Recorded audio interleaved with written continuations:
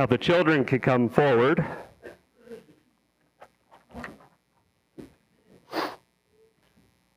I remember when my kids would come up here. I wish they still would. I'm going to read a story to you, okay? Story, John 3:16. You know the story?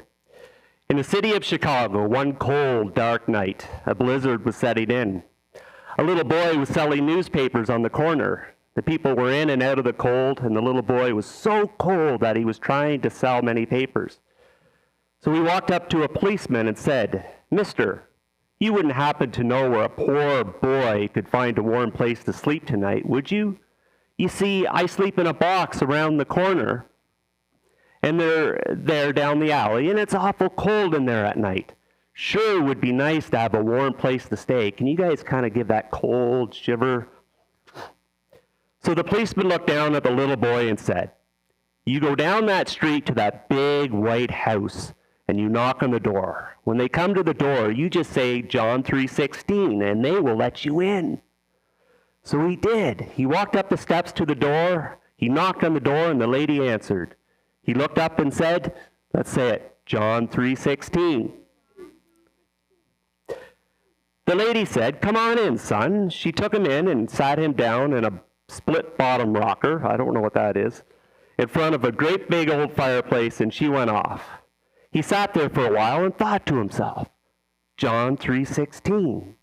I don't understand it, but it sure does make a cold boy warm. Can you guys give a nice warm? You feel warm. However, you can do that.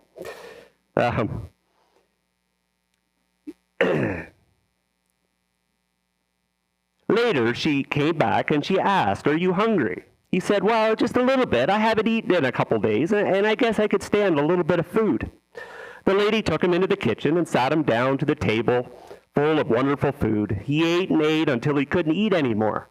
Then he thought to himself, John 3:16.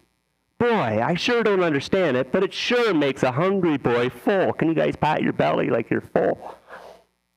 She took him upstairs to a bathroom, to a huge bathtub filled with warm water, and sat him there and he soaked for a while. As he soaked, he thought to himself, John 3:16. I sure don't understand it, but it sure makes a dirty boy clean. You all pretend like you're cleaning yourself or washing yourself.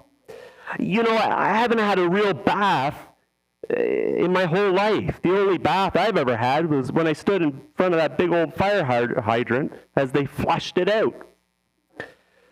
The lady came in and got him and took him into a room and tucked him into a big old feather bed and pulled the covers up around his neck and kissed him goodnight and turned out the lights.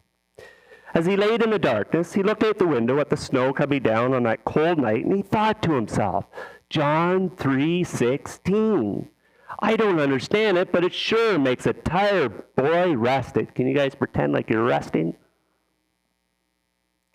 The next morning, she came back up and took him down again to that same big table full of food. And after he ate, she took him back to that same big old split-bottom rocker in front of the fireplace and took out a big old Bible and sat down in front of him. And she looked up at it and she asked, do you understand John 3:16? He said, no, ma'am, I don't. The first time I ever heard it was last night when the policeman told me to use it. So she opened her Bible to John 3:16 and began to explain to him about Jesus. Right there in front of that big old fireplace, he gave his heart and his life to Jesus. He sat there and thought, John 3:16. I don't understand it, but it sure makes a lost boy feel safe. You know, I have to confess, I don't understand it either.